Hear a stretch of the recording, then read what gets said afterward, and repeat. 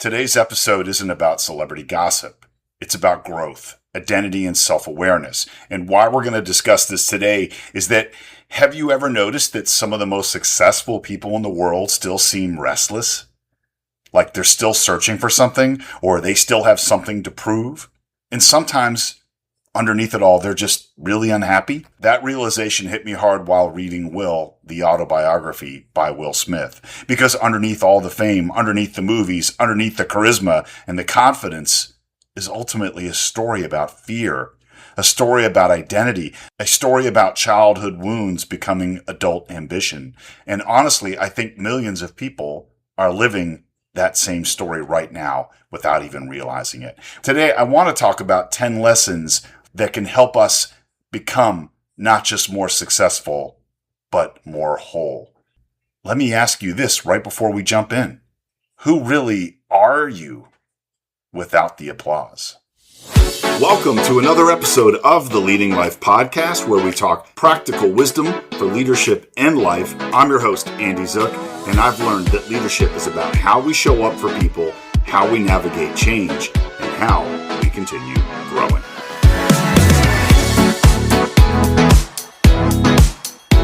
Right now, on today's episode, 10 Lessons in Self-Development from Will by Will Smith. Thanks for joining me today. This is real-world personal development for people trying to become stronger leaders, better partners, healthier human beings, and more grounded versions of themselves. As I always promise, no fluff, no fake motivation, just practical tools and honest reflection that you can actually apply to your life. And today, we're diving into one of the most powerful themes in modern self-development, and that is the difference between building a successful life and building a peaceful one. And you know what struck me about Will Smith's book the most is that it's not about just the stories of fame and Hollywood and celebrity life. It's how human it really felt, because the deeper message of the book is this. A lot of us spend years building a version of ourselves designed to survive before we ever really stop to ask if that version is actually who we really are. That hit me hard, especially as somebody who spent decades in leadership, performance coaching, and motivating people and trying to grow myself. And maybe you feel this way too. You spend so much of your life trying to succeed, making sure you provide, earning respect, making more money, trying to keep it all together, and trying to become just enough that eventually you realize you've been running for a long time. And maybe the deeper question really becomes, what are we actually chasing to begin with? You know, recently I've been reading some of the greatest books I have read in my life, one of them being Ta-Nehisi Coates' book called Between the World and Me, and now reading Will, which I just finished today. I did start with the audio version, which I do recommend is the best way to hear his book. And before we really get into it, let me give you a little context. Will Smith is one of the most successful entertainers of the modern era. As a rapper, actor, producer, global superstar. But what surprised me the most in reading his autobiography wasn't the fame stories or the Hollywood successes, like I said. It was honestly underneath the confidence and charisma was a deeply human story about fear, identity, ambition, childhood wounds, and the pressure to constantly perform. And honestly, I think that's why this book connected with so many people, because underneath that celebrity story, it's really a book about what it means to become fully yourself. And also what struck me about his story was that there's not one single route to making it in life, right? To achieving happiness. The man had fallen and gotten back up. He had fallen again and gotten back up, and fallen once again and gotten back up and found himself. Things that he thought were going to be a given for happiness, abundance, fame, wealth, tons of friends didn't ever really satisfy what was craving inside of him. And this book has been transformational for me because I've recommended it to my very closest friends. And I said, listen, I recommend this book. And with no hyperbole in my statement, it is life-changing. Will Smith's determination to succeed, to grind, to be so relentless in his pursuit of excellence, it's like nothing I've ever seen before. And one last thing before we jump into these lessons is what made Will Smith successful was that he was willing to jump into the most uncomfortable, next to impossible situations. Lesson number 1, achievement does not automatically heal you. One of the biggest revelations in the book is that external success can coexist with internal pain. Will Smith became one of the most recognizable people on earth, yet internally there were still insecurities, there were his fears, and his emotional wounds that he had been carrying all this way. That's important because society constantly tells us, hey, once you make it, you'll finally feel amazing and you'll be okay. But many people reach the mountaintop and realize they brought themselves with them. All those fears came with him, that anxiety came with him, that insecurity came, and that loneliness came along for the ride. Success can improve your circumstances, yes, but it does not automatically heal your inner world, and that's the deeper work. Number 2, childhood shapes adult behavior. Yeah, the book really shows how much his father influenced him, the fear, the drive, the perfectionism, and the need to perform. And here's the hard truth. Many adults are still reacting to environments they no longer live in. Some people become funny because, humor protected them. Some people become hyper successful because achievement earned love. Some people become emotionally distant because vulnerability once felt dangerous. And that's why self-awareness here matters. Sometimes our personality is actually protection, and growth begins when we stop asking, hey, what's wrong with me? And we start asking, what's this behavior trying to protect? And that question can change lives. Once we understand and can connect the dots of our childhood and how it plays into the actions of us as an adult, we can learn to correct the behavior. Let's just say the Will Smith slapping Chris Rock incident at the Oscars was wrong. We all know it was wrong. It could have been handled so much better. But when you know and understand Will Smith's childhood, you can see how and why that happened. Will felt he was a coward. Will felt that he missed the opportunity to protect his own mother. So yeah, remember, childhood shapes our adult behaviors. And when we can connect the dots of how that's true in our actions in our adult life, we can start to change them for the better. Number 3, the world rewards performance. This might be the biggest lesson of all because the world often rewards the version of you that performs best. The charismatic version, the polished version, that productive version of ourselves. And over time, that can become disconnected from the real person underneath that performance. And that's exhausting. So a lot of people don't know how to stop performing, even at home, even with their friends, even with themselves. I mean, Will Smith really struggles with this in the book. And social media made this even worse because now we're branding ourselves constantly, curating ourselves online constantly, selling ourselves. But peace usually begins when you no longer need to impress everybody. Lesson 4, fear can build incredible success. Here's something people don't talk about enough. Fear can absolutely create achievement. Fear of failure, fear of humiliation, fear of rejection, fear of being just ordinary. Fear can create discipline, but fear is a dangerous long-term fuel source because eventually your nervous system pays the price. You can burn out, you become anxious, restless, and unable to relax in your own skin. At some point, we have to ask, am I being driven by purpose or am I driven by fear? Once you figure that out, there's a huge difference. Number 5, confidence and inner security are not the same. This book expresses something fascinating to me, that you can appear incredibly confident publicly while privately struggling deeply. Confidence is often a learned skill. Inner security is something else entirely. Inner security comes from our own self-respect, our emotional honesty, our integrity, our calmness, and our self-acceptance. And honestly, I think many people spend years trying to look confident instead of becoming emotionally grounded. Let's talk a little bit psychologically about what we covered so far. As we've talked about many times, our brains are wired for survival.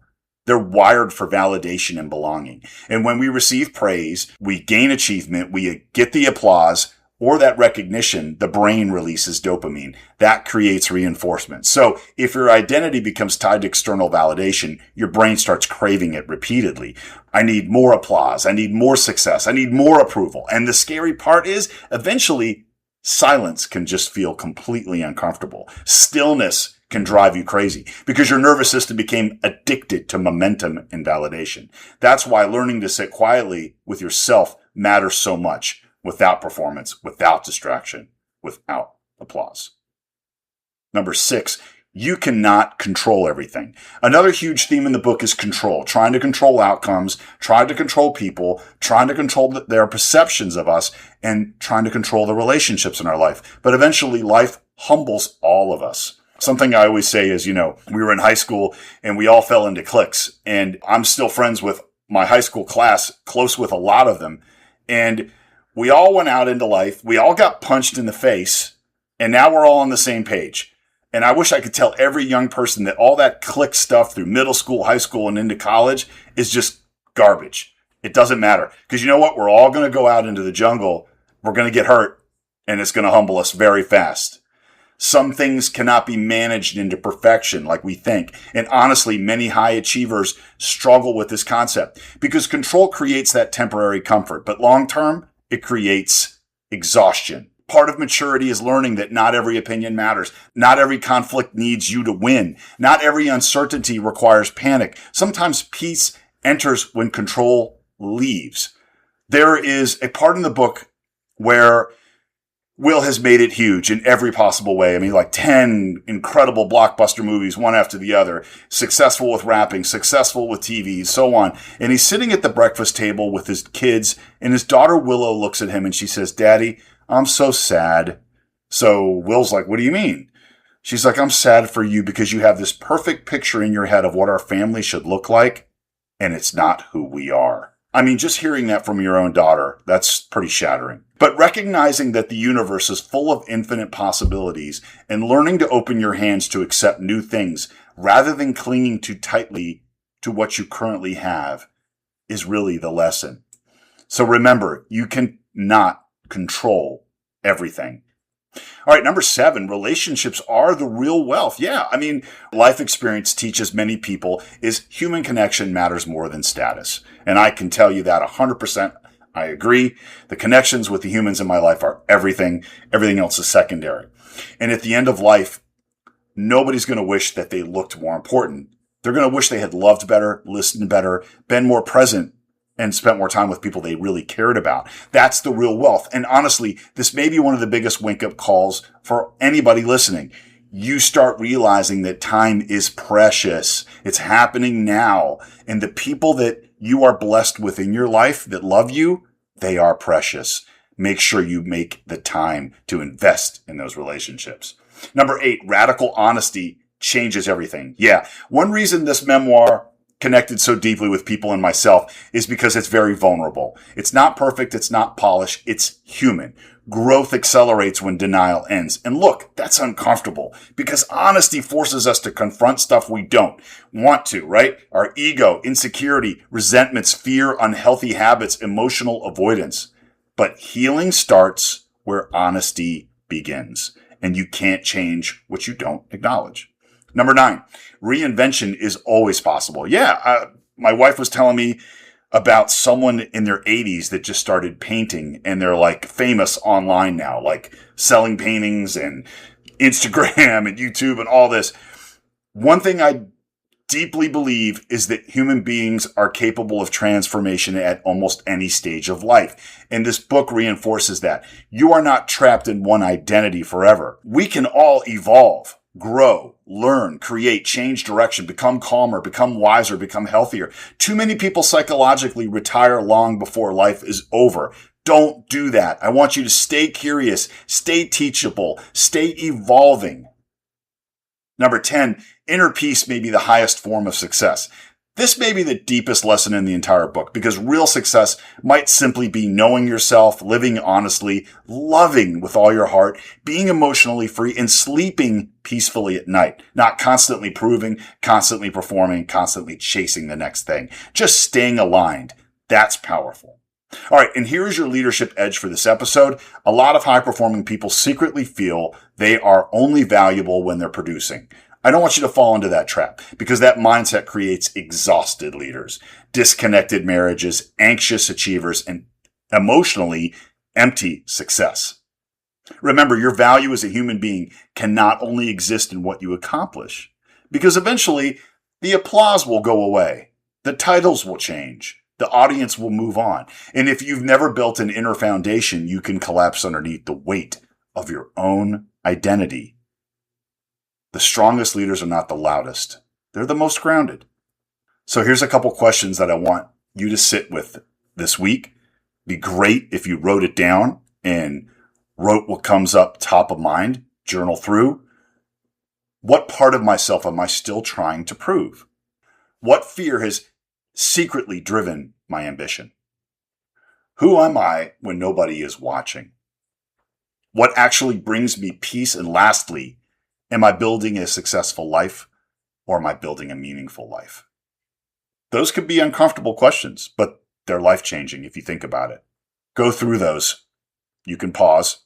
I'll be here. And really answer those questions honestly. And here is your call to action for this episode this week. Slow down enough to hear yourself honestly. Not the performance, not the brand, not the image, but just you. Take a walk without your phone. Journal. Have a real conversation. Sit quietly. Listen to your own thoughts, because growth is not just becoming more impressive. It's becoming more whole. I want to thank you for spending this time with me today. And remember, you do not have to spend your entire life performing for the world. That's what Will Smith learned. You are allowed to grow. You are allowed to evolve. You are allowed to become more peaceful. And I think one of the most powerful lessons in Will is that he achieved almost everything he dreamed of and still discovered that that achievement alone just wasn't enough. That's a lesson many people don't learn until later in life. And maybe the greatest form of leadership is really just finally becoming fully yourself. All right. So that is today's episode. If this podcast gives you practical leadership insight, share it with someone building a team, growing their influence as a leader. And if it made a positive impact on you, I'd appreciate a quick rating or review. And don't forget to hit subscribe so you don't miss what's coming up next on the Leading Life podcast, where we don't just talk about leadership, we really live it. I'm Andy Zook. Remember, I want you to lead with purpose, live with intention, and keep becoming who you were meant to be. And most importantly, go out today and be the hero in somebody's story. I will talk to you on the next episode. And you know what? I am probably going to do a part 2 to this because there's even more insights from the Will Smith book that I want to pass on to you. All right. Thanks for listening. Talk to you soon. Take care. Bye.